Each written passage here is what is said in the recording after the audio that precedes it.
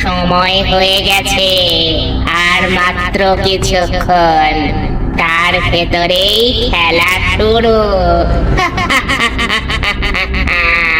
এই খেলায় কেউ জিততে পারবে না, কেউ না।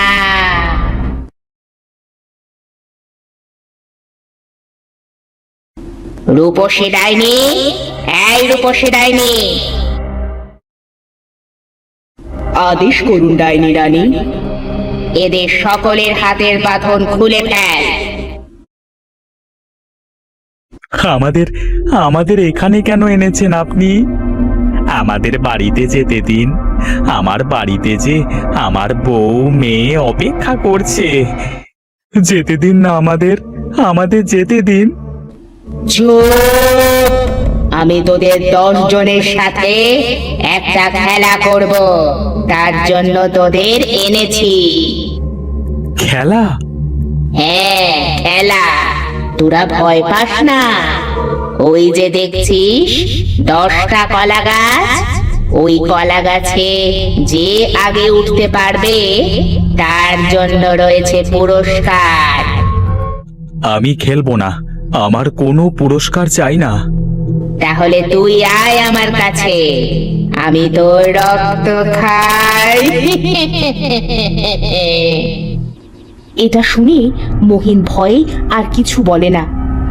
আর একটা কথা, যে এই কলা গাছে উঠতে না পারবে তাকে আমাদের ডাইনি রানী খেয়ে ফেলবে। এই টিটু, আমার খুব ভয় করছে রে। মনে সাহস রাখ, যে করি হোক আমাদের এই কলা গাছে উঠবার প্রতিযোগিতায় জিততেই হবে। তোমাদের 10 জনের খেলা এখন শুরু। সময় 20 মিনিট। যতই চেষ্টা করো কলা গাছে ওঠার প্রতিযোগিতায় জেতার জন্য, সেটা হচ্ছে না। কেউ এই প্রতিযোগিতায় জিতবে না, কেউ না। সবাইকে আমি এক এক করে খাবো। ডাইনি রানী, আপনার 10 দিনকার খাবার তো চলে এসেছে। হ্যাঁ, এসেছে। এদের রক্ত খাওয়ার জন্য আমাকে যোগ্য করতে হবে। আমি চির অমর হব। 501 জনের রক্ত খেয়ে এই পৃথিবীতে আমি রাজত্ব করব। ডাইনি রানী, 20 মিনিট আপনার শেষ হতে চললো কিন্তু। কি হচ্ছে কি ভাই? আমরা কেন এই কলা গাছে উঠতে পারছি না? সেটা তো আমিও বুঝতে পারছি না।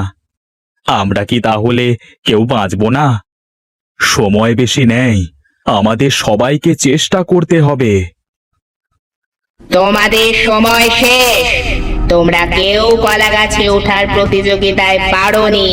তোমাদের জীবন এখন আমার হাতে।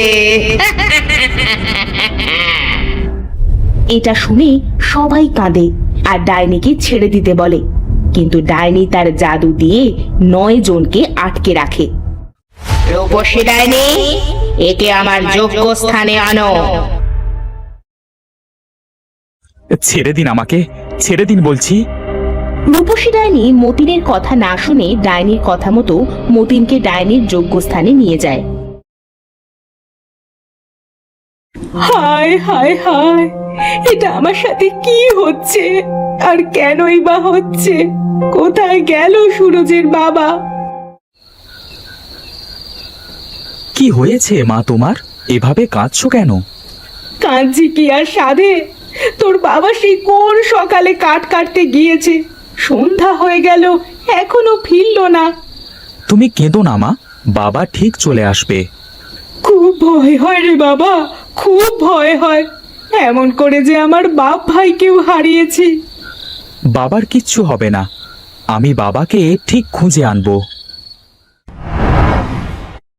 মা, তুমি আর কেঁদো না, আমি বাবাকে নিয়ে তবেই ফিরবো। সুরজ তার মায়ের কাছ থেকে বিদায় নিয়ে তার বাবাকে খুঁজতে বের হয়।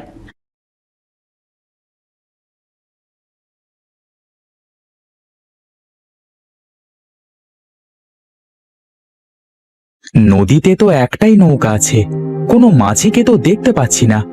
নদীটা পার হব কিভাবে?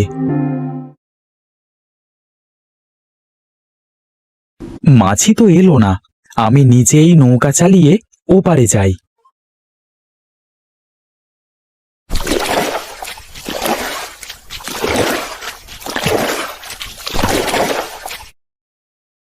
যাক, অবশেষে নদীটা পার হলাম।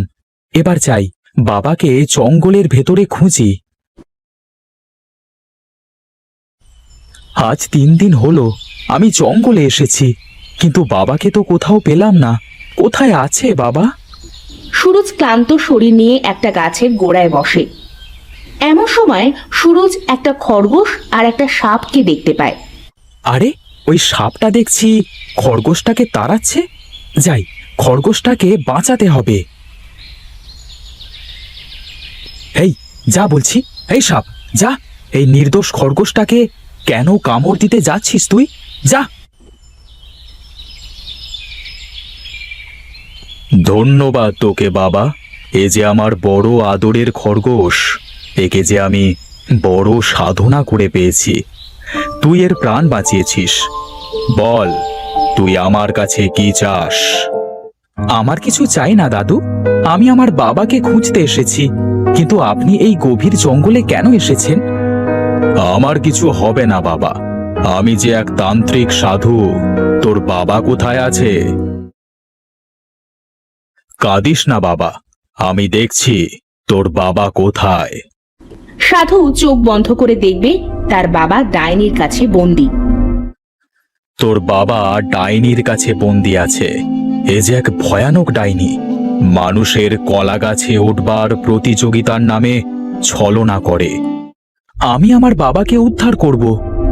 তুই পারবি না বাবা, ওই ডাইনি না মরা পর্যন্ত সকল মানুষদের ডাইনি এমন করেই মারবে, কারণ সে অমর হতে চায়। আমি মারব ওই ডাইনিকে। ডাইনিকে মারতে হলে তোকে কলা গাছের প্রতিযোগিতায় জিততে হবে, কিন্তু সেটা কোনো মানুষের পক্ষেই সম্ভব নয়। আমি আমার জীবনের বিনিময় হলেও এই প্রতিযোগিতায় জিতব। মেরে ফেলবো ডাইনিকে, উদ্ধার করব আমার বাবাকে। তোর মনে অনেক শক্তি। এই নে, তুই এই তেল মেখে কলা গাছের প্রতিযোগিতায় অংশ নিবি। দেখবি তোর উপর ডাইনির কোনো মন্ত্র শক্তি কাজ করবে না। এই তেল মাখলে তুই সহজেই প্রতিযোগিতায় জিতে যাবি। আমি জিতলে কি ডাইনি মারা যাবে? হ্যাঁ বাবা, কারণ ওই খোলাই যে ডাইনির জান। আমি আসি।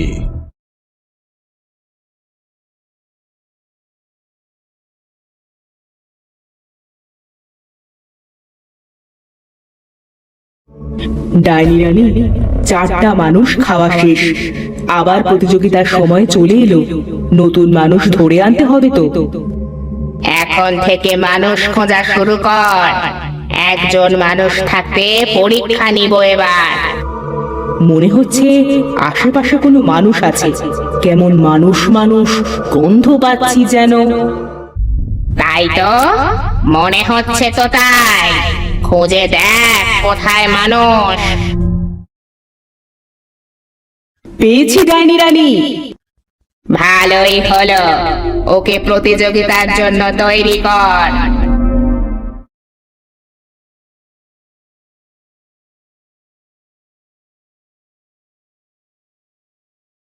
আর মাত্র 4 দিন, এর ভিতরে 9 জন মানুষকে খুঁজে বের করবি। আমি আজ থেকেই মানুষ ধরা শুরু করছি ডাইনি রানী। রূপসী ডাইনি মানুষ রূপে গ্রামে যায়।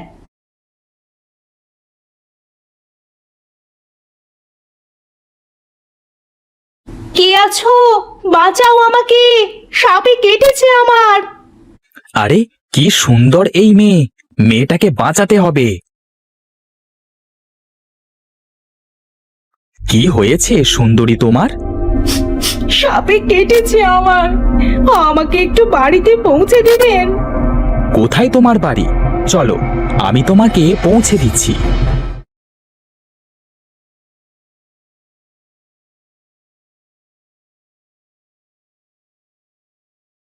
ছেড়ে দে শয়তান, ছেড়ে দে আমাকে, ছেড়ে দে। এভাবে নানান রকম ছলনা করে তারা 4 দিনে 9টা মানুষ জোগাড় করে। তোমরা কেঁদো না, আমি থাকতে কারোর কোনো ক্ষতি হবে না। আমি শেষ করব এই ডাইনিকে। আমাদের মিথ্যে বলছো না তো তুমি? তোমার ভরসায় কিন্তু আমরা আছি। এই, তোরা কি বলছিস রে? কিছু সময়ের ভেতর কিন্তু প্রতিযোগিতা শুরু।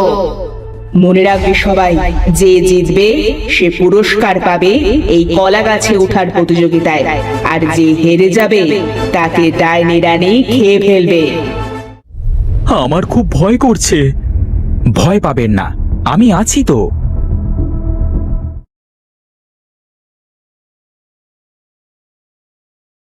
তোদের প্রতিযোগিতা শুরু। দেখি কে হয় আজকের বিজয়ী। সময় কিন্তু 20 মিনিট। সকলে কলা গাছে উঠতে শুরু করবে, কিন্তু কেউ গাছে উঠতে পারে না। কিছু সময় চেষ্টা করার পর সুরুজ কলা গাছে উঠতে শুরু করে। এই ছেলেটা কিভাবে কলা গাছে উঠছে? আমার জাদু কি তাহলে আজ কাজ করেনি? ডাইনি জাদু করবে, কিন্তু কোনো কাজ হবে না। সুরুজ কলা গাছের অনেক উপরে উঠে যাবে। ওই মরে গেলাম। কিভাবে পারলি তুই গাছে উঠতে? তুই তুই কিভাবে পারলি? নাম বলছে, নাম গাছ থেকে, নাম। আমার শক্তি শেষ হয়ে যাচ্ছে। আমারও খুব কষ্ট হচ্ছে ডাইনি রানী, কিছু একটা করুন। সুরুজ ডাইনির কথা না শুনে কলা গাছের মাথায় উঠে। সাথে সাথেই ডাইনি আর রূপসী ডাইনি ছটফট করতে করতে মারা যায়। ডাইনি মারা যাওয়াতে বাকি 9 জন সুরুজকে ধন্যবাদ দেয়। হয়েছে হয়েছে, আপনারা এবার থামুন। জানি না আমার বাবাকে ওরা মেরে ফেলেছে কিনা। আমি খুঁজে দেখি আমার বাবা বেঁচে আছে কিনা। আপনারা চলে যান, আমরাও তোমার সাথে খুঁজবো বাবা। তুই এখানে কেন এলি বাবা? ওরা তোকেও মেরে ফেলবে। বাবা, আমি কলা গাছে উঠবার প্রতিযোগিতায় জিতে গেছি, আর ডাইনিরা মারা গেছে। তুমি ভয় পেও না, তোমার আর কিচ্ছু হবে না। সত্যি বলছিস বাবা? তুই সত্যি বলছিস? চল বাবা, আমরা এবার বাড়ি ফিরে যাই। তোর মা অপেক্ষা করছে আমাদের জন্য। হ্যাঁ চলুন, আমাদের পরিবারও আমাদের জন্য অপেক্ষা করছে।